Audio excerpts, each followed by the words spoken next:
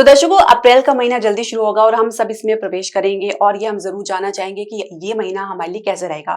तो जो भी ग्रह गोचर की स्थिति बनती है या उसमें कुछ परिवर्तन होता है तो उसका परिणाम हमारे जीवन में निश्चित तौर से देखने को मिलता है। तो ग्रहों की एनर्जी के अनुसार, उनकी दिशा के अनुसार हम अपने कार्यकलाप को जो है निर्धारित कर सकते हैं।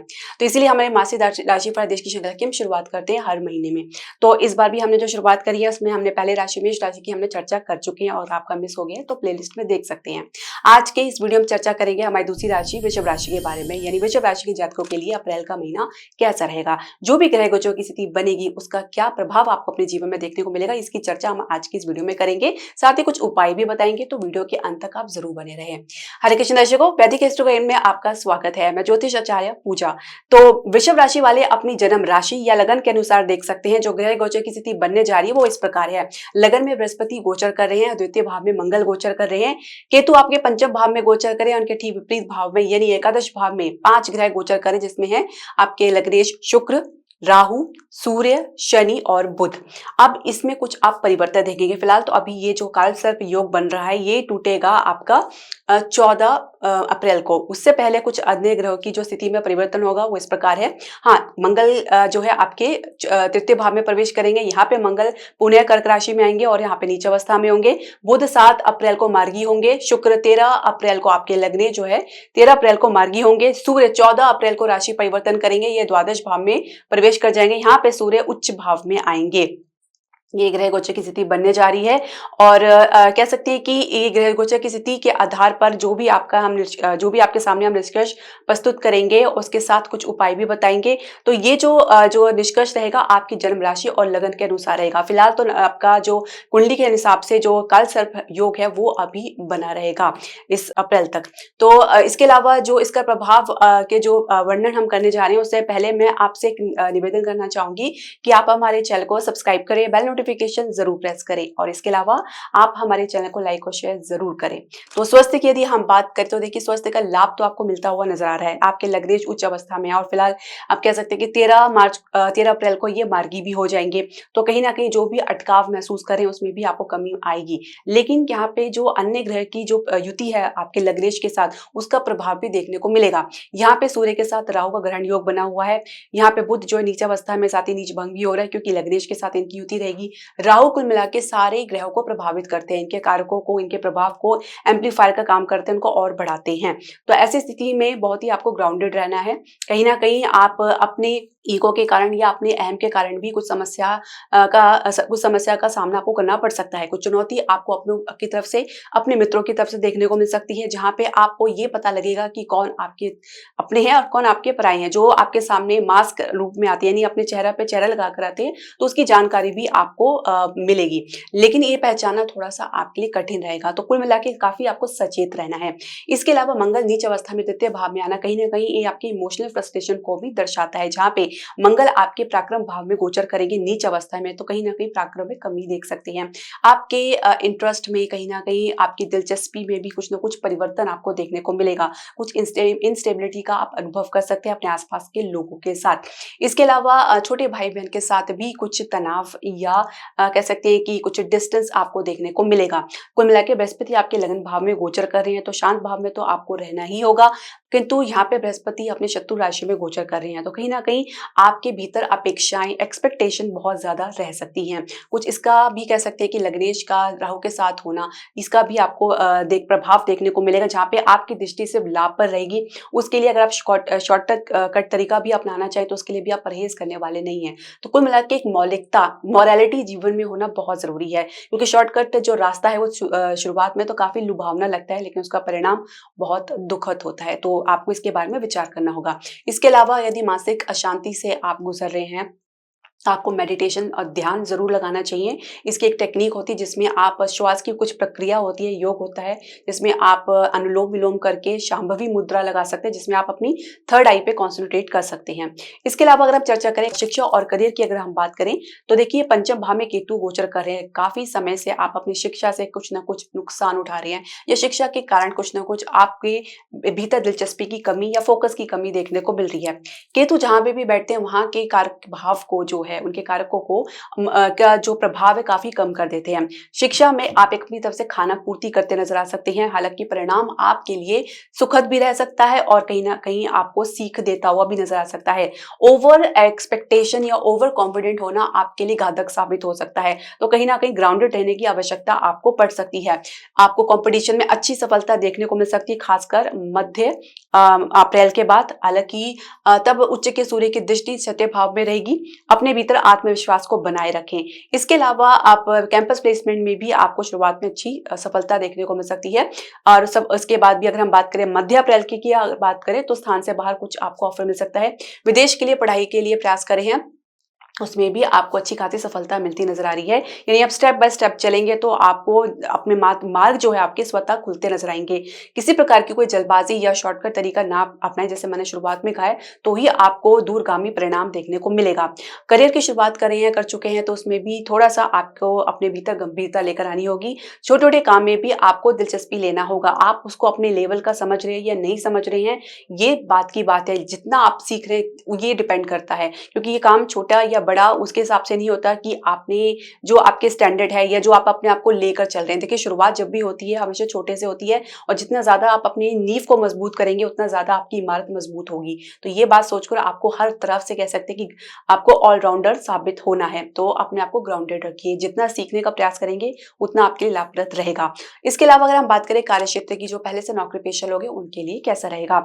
लाभ के अच्छे चांसेस आपको देखने को मिलेगा। हालांकि कुछ प्रयास आपको बार बार करने पड़ सकते हैं, कुछ बात चलते जल्दी अधूरी रह सकती है, कुछ विलंब आपको देखने मिल सकता है, या कुछ बात आगे टालने के लिए टलती हुई नजर आ सकती है। तो कुल मिला के आप अपने बात में कायम रहेंगे तो ही आपको आगे का मार्ग नजर आएगा। यानी आपको ग्रोथ के लिए, प्रमोशन के लिए प्रयास करें तो उसमें लगातार आपको प्रयास करने पड़ सकते हैं। बीच में यदि आप शिथिल हो गए या आप में हताश निराश हो गए तो कहीं ना कहीं मामला भी खटाई में पड़ सकता है, तो उसके लिए आप कांस्टेंट ट्राई करते रहें। इसके अलावा नई जॉब के लिए प्रयास कर रहे हैं तो मध्य अप्रैल के बाद के चांसेस काफी बढ़िया बने हुए हैं। आपके आत्मविश्वास में भी वृद्धि देखने को मिलेगा, जहां पे सूर्य ग्रहण योग से मुक्त होगा, किंतु सूर्य यहाँ पे द्वादश भाव में होगा। द्वादश भाव में सूर्य जो है कह सकते हैं बलहीन होता है। ऐसे में हम उसका कुछ उपाय भी बताएंगे आप वीडियो के अंत में। इसके अलावा अगर आप स्थान से बाहर कुछ प्रयास कर रहे हैं तो आप कह सकते हैं कि उसमें थोड़ा सा आपको दिक्कतों का सामना करना पड़ सकता है, क्योंकि मंगल यहाँ पे तृतीय भाव में नीच अवस्था में होंगे, तो आपका अनुभव जो है वो अच्छा नहीं रहेगा। इसके बाद की जो अगर आप यात्रा में जा रहे हैं अपने नौकरी के संदर्भ में, या आप किसी यात्रा में से संबंधित कुछ कार्य में संलिप्त हैं, तो उसमें भी कह सकते हैं कि कुछ खास परिणाम आपको मिलता हुआ नजर नहीं आएगा। कुछ संघर्ष की स्थिति ज्यादा देखने को मिल सकती है, कुछ फ्रस्ट्रेशन से गुजरना पड़ सकता है। इसके अलावा चर्चा करेंगे आपके बिजनेस और व्यवसाय की। तो बिजनेस की हम बात करेंगे तो सप्तमेश जो है मंगल जिनके स्वामी है वृश्चिक राशि है, और इनके जो अन्य स्वामी जिसे को लॉर्ड कहते हैं उनको हम केतु कहते हैं। तो केतु आपके पंचम भाव में गोचर कर रहे हो, मंगल आपके द्वितीय भाव में गोचर कर रहे हैं। तो कहीं ना कहीं आप अपनी वाणी के कारण कुछ अपने प्रोजेक्ट से हाथ धो बैठ सकते हैं। जल्दबाजी में कुछ आप पॉइंट मिस कर सकते हैं या किसी प्रकार का कोई दबाव बना सकते हैं। ऐसा काम नहीं चलेगा। आपको पूरी तरीके से तैयार होकर ही किसी प्रकार की प्रोजेक्ट के लिए प्रयास करना होगा, या किसी प्रकार के डील के लिए आप प्रयास कर भी रहे हैं तो अपनी कम्युनिकेशन पे आपको अच्छे से ध्यान रखना होगा। हालांकि बुध 7 अप्रैल को मार्गी हो जाएंगे तो बहुत सी चीजें आपके सामने स्वतः क्लियर होती नजर आएंगी। मिसअंडरस्टैंडिंग बनी है वो भी दूर होती नजर आएगी। साथ ही सूर्य का जो है ग्रहण योग में होना, ये कहीं ना कहीं आपको सरकारी क्षेत्र से असहयोग या उसके कारण कुछ रुकावट या अवरोध का को भी दशा था या इंगित करता है। इसके अलावा फाइनेंशियल सेक्टर की हम बात करेंगे तो कुछ मजबूती इसमें आपको देखने को मिलेगी, परंतु आपको इसके जो तह तक जाना होगा, क्योंकि जो चीजें सामने दिखती है वैसी वास्तविक में हो ये जरूरी नहीं है।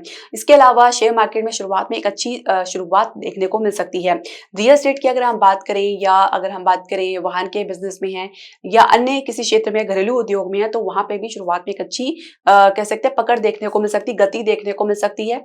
हालांकि बाद में कुछ आपको सुधार करने के लिए या कुछ नए निवेश के लिए या इसी को विस्तार करने के लिए कुछ खर्चा आपको करना पड़ सकता है। आप अपने आत्मविश्वास को बना के चलें, क्योंकि कहीं ना कहीं इसी आधार पे आप विदेश में सफलता प्राप्त करते नजर आएंगे। कुछ महत्वपूर्ण डील आप प्राप्त कर सकते हैं इसी के संदर्भ में।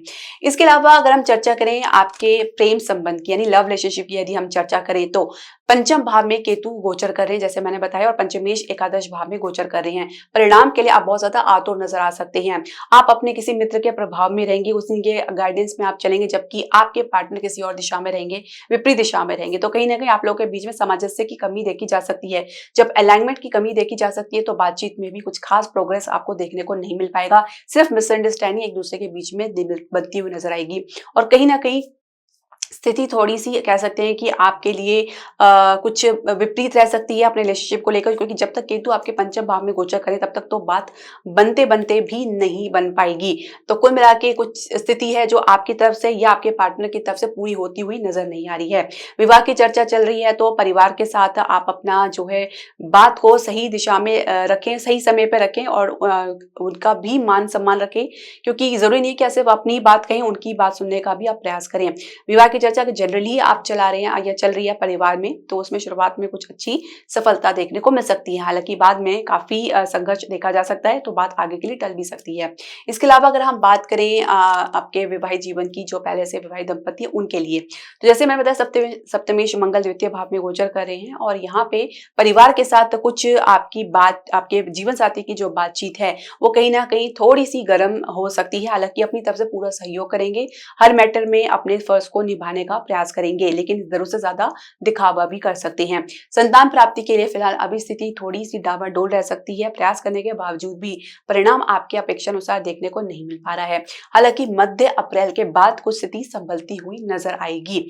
और इसके अलावा जैसे ही आपके पंचमेश मार्गी होंगे, और तब आपको थोड़ा सा कह सकते हैं कि एक होप और एक आशा या एक जो है अपेक्षा नजर आएगी। इसके अलावा अगर आपके पहले से संतान है तो उनके कारण कुछ ना कुछ आपको असुविधा का सामना करना पड़ सकता है, या कुछ असंतोष आप देख सकते हैं।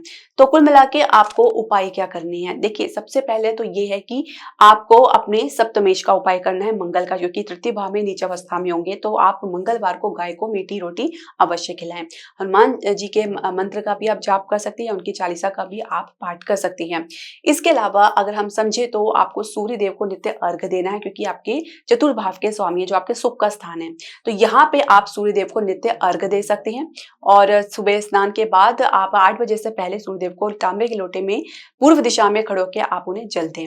इसके अलावा आप अपने लग्नेश की मजबूती के लिए प्रत्येक शुक्रवार को श्री सूक्त का पाठ कर सकते हैं, या आप किसी विवाहित स्त्री को आप कुछ उपहार दे सकते हैं, या किसी छोटी कन्या को आप कुछ उपहार दे सकते हैं। तो कुछ ना कुछ आप दान अपनी तरफ से करते रहें, उपाय यह लगातार करें, आपको किसी और उपाय की आवश्यकता नहीं पड़ेगी, क्योंकि दान और जाप कभी भी निष्फल नहीं होता। श्रद्धा विश्वास के साथ आप इसे कंटिन्यू करते रहें तो आपको इसका प्रभाव जरूर देखने को मिलेगा। तो दर्शकों, आपके जो भी प्रश्न, सजेशन या क्वेरी आप हमारे कमेंट बॉक्स में जरूर डालें। इसके अलावा आप हमारे चैनल को लाइक और शेयर जरूर करें।